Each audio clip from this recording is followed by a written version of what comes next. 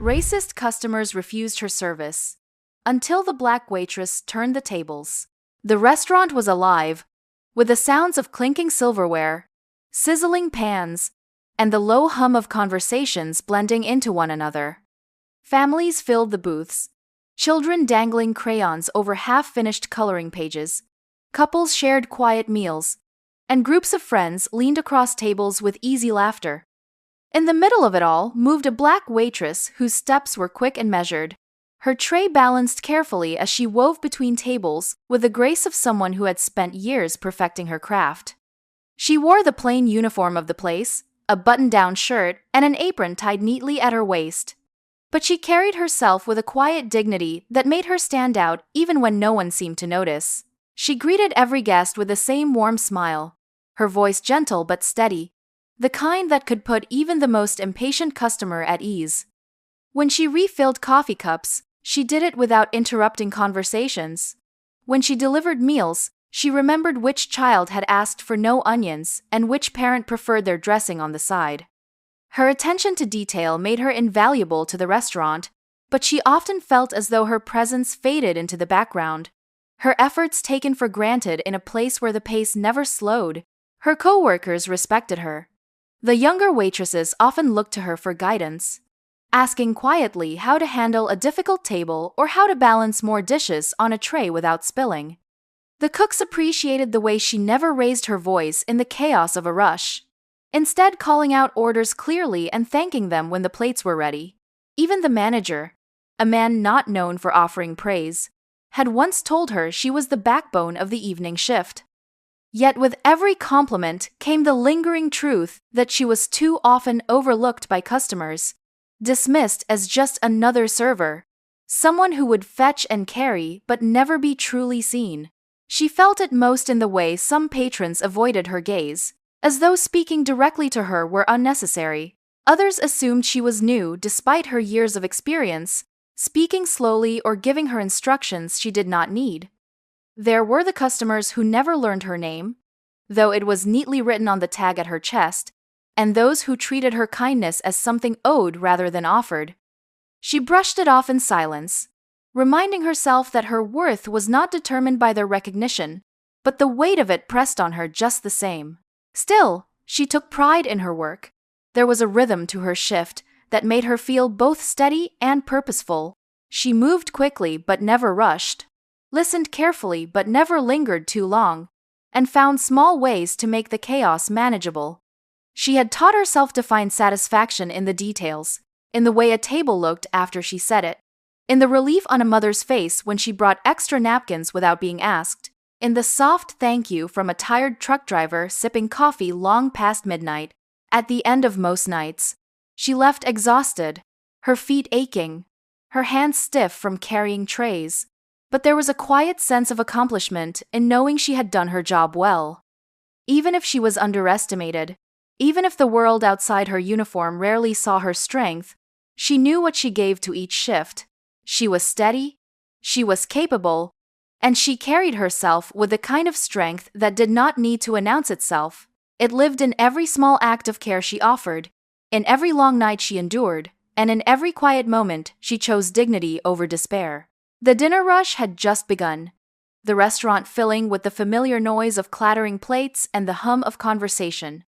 She moved quickly between tables, her tray balanced with practiced ease, her smile genuine though she could already feel the strain in her legs from a long shift. The booths along the wall were nearly full, and a small line had begun forming at the host stand. She wiped a table clean with swift, efficient motions, adjusted the salt and pepper shakers, and prepared herself for the next group. The door opened with a sharp jingle, and a cluster of customers walked in, their voices cutting above the usual din. They were loud, laughing not with warmth but with the kind of edge that drew attention to themselves. One of them clapped another on the back as they strode to the host stand, their movements confident, almost careless, as if the space already belonged to them. The host led them toward her section, and she straightened, pulling her order pad from her apron pocket, ready to greet them as she always did. Even before she spoke, she caught the looks, the quick up and down glances, the raised eyebrows, the way one of them smirked while another leaned in to whisper something that made the rest chuckle. She felt the heat rise in her chest, the familiar sting of being judged before she even opened her mouth, but she pressed her lips into a polite smile and stepped forward. "Good evening," she said, her voice calm and steady. "How are you all tonight?" One of the men leaned back in his seat, his smirk widening. He turned his head toward the others as if to make sure they were watching before he spoke. "We're fine, but we don't want you." His tone was casual, dismissive, but laced with something sharper. She blinked, her smile faltering only for an instant. "I'm sorry?" Another man leaned in, his voice louder now, drawing the attention of nearby tables. "We don't want you serving us. Get somebody else." His words hung in the air, dripping with condescension, meant not just for her but for everyone who could hear. She stood still, her order pad in her hand, the pen pressed tightly between her fingers. Around them, conversations quieted. A woman at the next table looked away quickly, embarrassed by what she had just heard. A man across the aisle frowned but did not speak. The laughter from the group of customers grew louder, as though her silence was the punchline to their cruel joke. Her heart thudded in her chest, but her face remained composed. She had heard insults before, endured the occasional sneer or dismissive remark, but rarely so openly, rarely with such deliberate cruelty. She glanced toward the host, who hesitated near the entrance, clearly unsure of what to do. Her co-workers peeked from behind the counter, their eyes wide but their bodies frozen, unwilling to step in.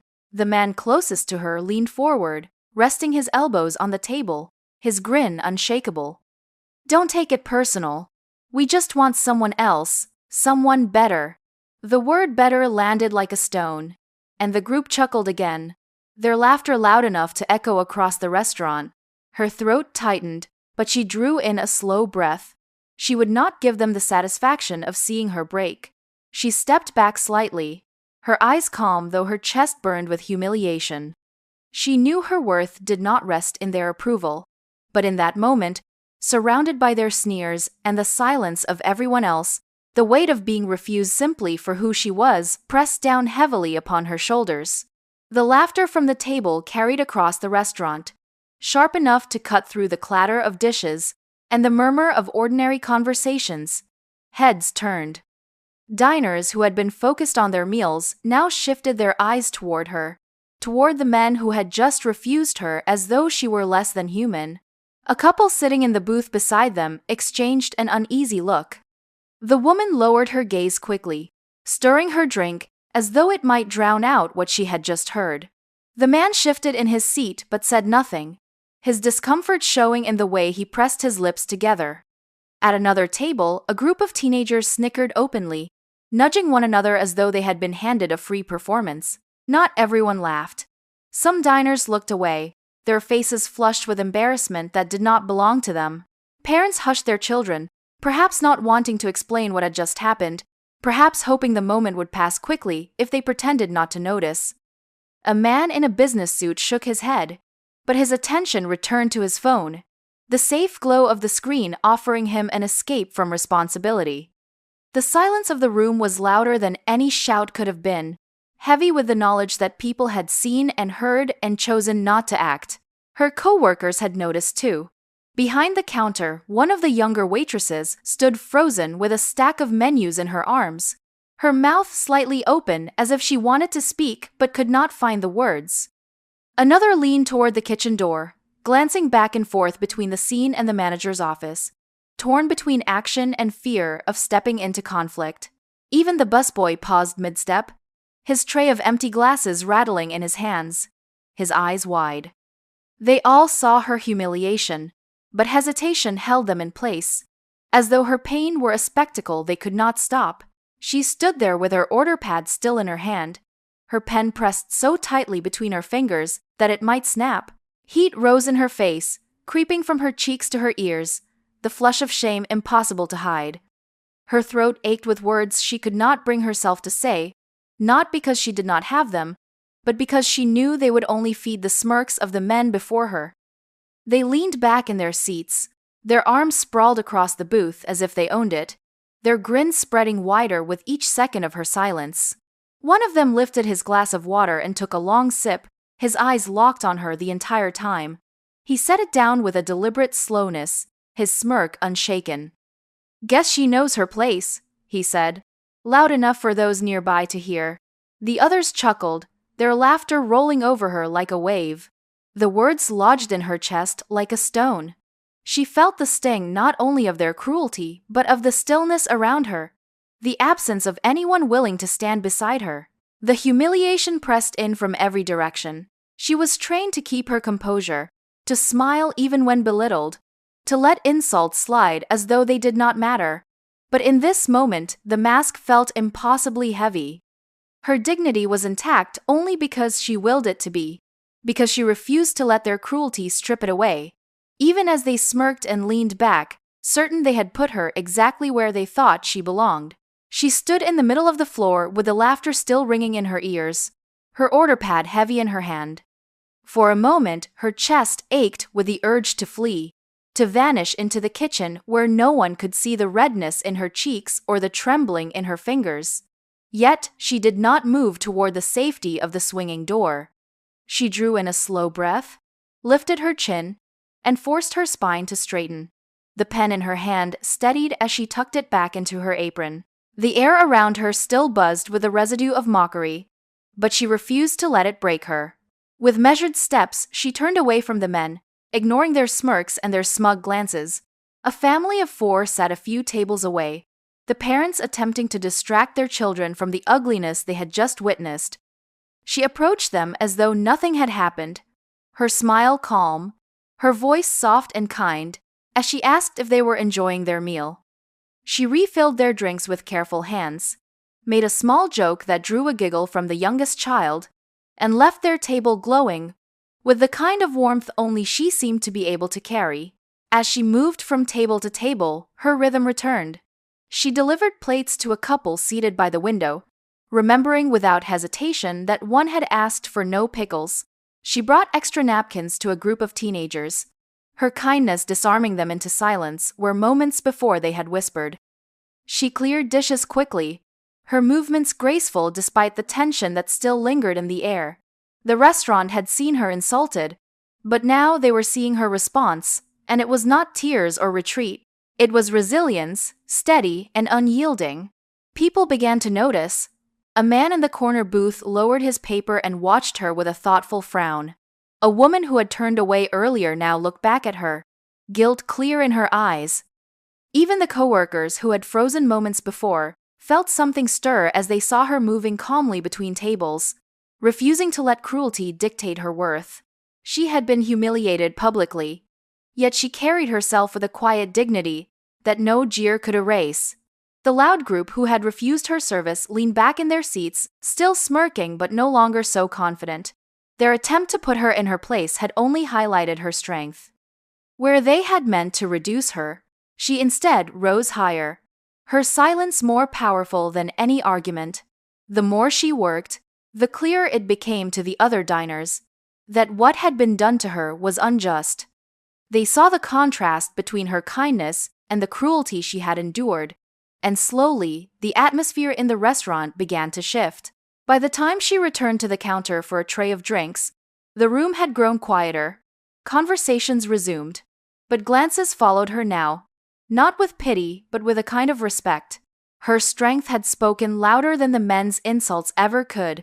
She had chosen not to break, and in that choice, she showed everyone what grace in the face of cruelty looked like. The restaurant had begun to settle again into its usual rhythm, but the tension at the booth where the group of men sat never truly faded. They leaned back in their seats, their laughter quieter now, but their eyes still fixed on the waitress whenever she passed. Their smirks had not disappeared. They seemed determined to reclaim the attention they had drawn earlier, as though humiliating her once had not been enough. She continued working with calm composure, her movements precise, her voice kind as she tended to every other table in her section. It happened when she returned to the counter to collect a fresh order. One of the men raised his voice deliberately, loud enough to be heard across the dining room. "Can you believe they let someone like her work here?" he said, his tone dripping with disdain. The words sliced through the air, turning heads once more. A few diners gasped, others looked away, unwilling to watch the cruelty unfold again. The man grinned, pleased at the attention, and leaned back as though he had delivered a clever joke. His friends laughed with him, their amusement spreading like oil on water.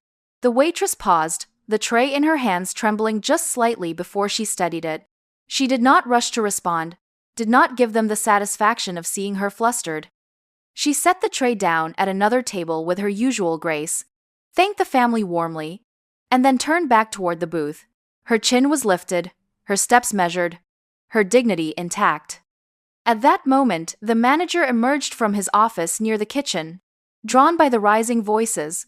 He was a man who prided himself on keeping the peace, even if it meant sacrificing fairness to avoid conflict. He approached the booth with a practiced smile, his hands raised slightly in a gesture of reassurance. "Gentlemen," he began, his tone conciliatory, "I understand there's been some discomfort. If you'd prefer, I can assign another server to your table." The word struck her like a blow, heavier than the insults themselves. For a moment, it seemed the men would win, that their cruelty would be rewarded with the compliance of authority. The group grinned wider, smug in the belief that they had forced her aside, that they had confirmed their power over her. The restaurant fell into a hush, every diner watching to see what she would do. She did not raise her voice. She did not argue or beg. Instead, she reached calmly into the pocket of her apron and withdrew the small slip of paper she had carried since their arrival. She unfolded it carefully, her movements deliberate, and placed it on the edge of their table. "This," she said softly, "is your order slip." The men glanced at it, their laughter faltering.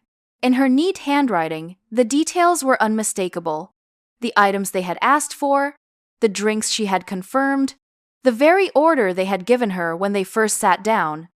The ink on the slip was fresh, the timestamp from the register printed clearly at the top. They had not refused her when they arrived. They had chosen to let her take their order, only to humiliate her after. Her calm gaze met theirs, unflinching. "You asked me to serve you," she said. Her tone was not angry, but steady, her dignity woven into every word. The smirks faded. The men shifted uncomfortably, their earlier confidence crumbling under the weight of their own hypocrisy, laid bare for everyone to see.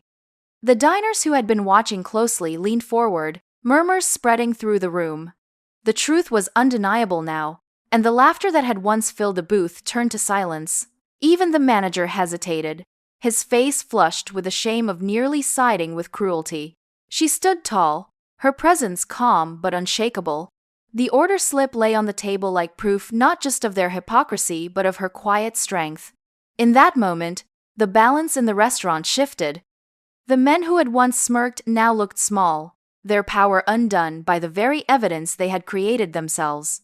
The order slip lay on the table, the neat lines of handwriting and the printed timestamp standing as undeniable proof. The men who had laughed so loudly only moments before now sat in uneasy silence, their grins faltering as the weight of their own hypocrisy pressed down on them. One of them shifted in his seat, tugging at his collar as though the fabric had suddenly grown too tight. Another reached for his glass of water but pulled his hand back before touching it, aware of how many eyes were on him now. The confidence that had fueled their cruelty drained away, leaving only the awkwardness of being caught. The restaurant was hushed, the air heavy with expectation.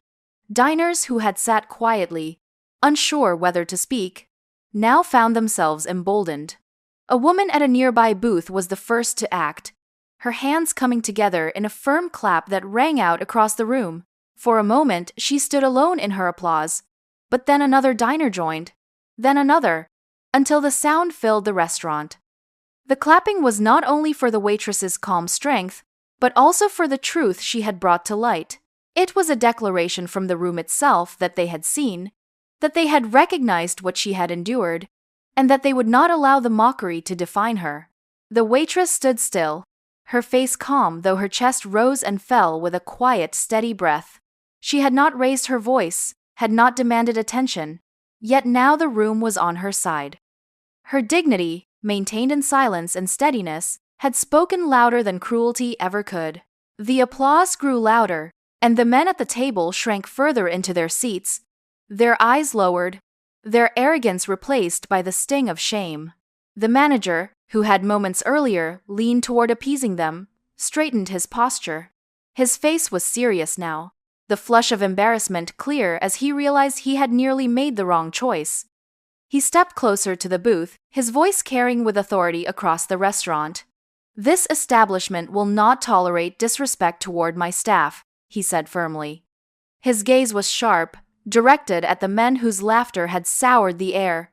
"If you cannot treat the people who serve you with basic decency, you are not welcome here." Gasps and murmurs rippled through the crowd, followed quickly by nods of approval. A man at the counter raised his coffee mug in a silent toast. The family of 4 she had served earlier smiled warmly at her, their children clapping even louder.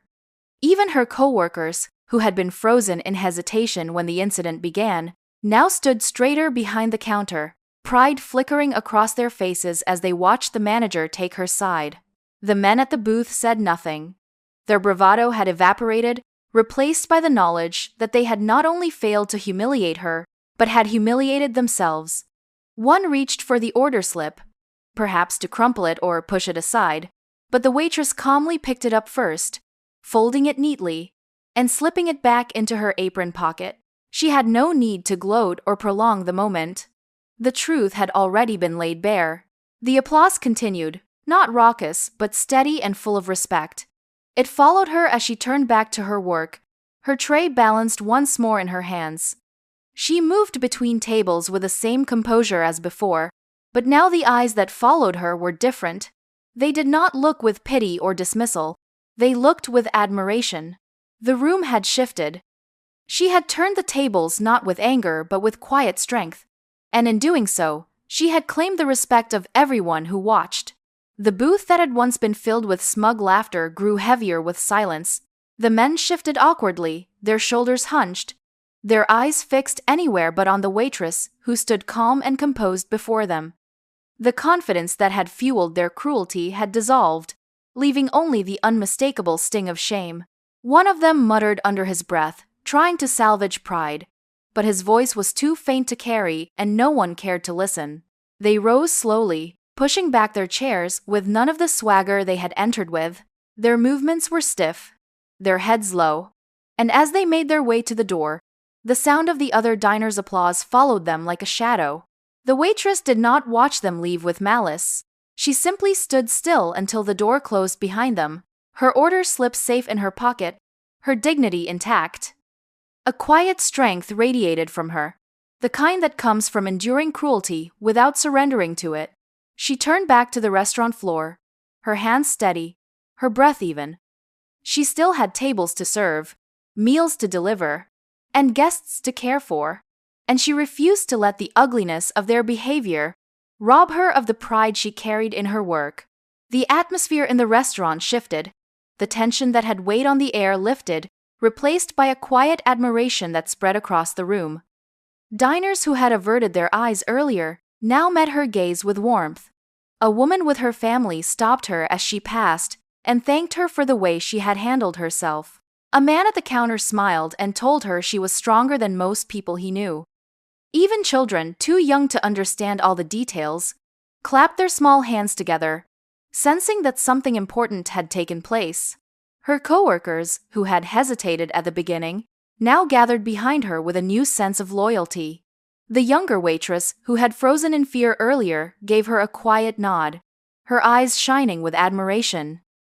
The busboy offered to take a tray from her hands, his small gesture filled with respect. Even the manager, usually quick to criticize, approached her not with orders but with gratitude, thanking her for her patience and declaring in front of everyone that his staff would never again face such treatment in silence. She moved through the rest of her shift, with her head held higher than before. Her smile returned, not forced this time but genuine, carrying the quiet pride of someone who had faced humiliation and turned it into proof of her strength. The trays seemed lighter in her hands, the tables less demanding, and each "thank you" from a diner sounded sharper, more sincere than it ever had. By the end of the night, when the lights dimmed and the last plates were cleared, she leaned against the counter for a moment and let the events wash over her. She had been targeted for cruelty, humiliated in front of strangers, but she had not broken. She had remained steady, calm, dignified, and in doing so, she had turned the tide. The customers who had sought to shame her left in disgrace, while she remained, taller than before, honored by those who had witnessed her quiet defiance. She left the restaurant that night, tired as always, but this time her exhaustion carried a different weight. It was not the weariness of being overlooked or underestimated. It was the satisfying heaviness of dignity hard-earned, of respect finally given.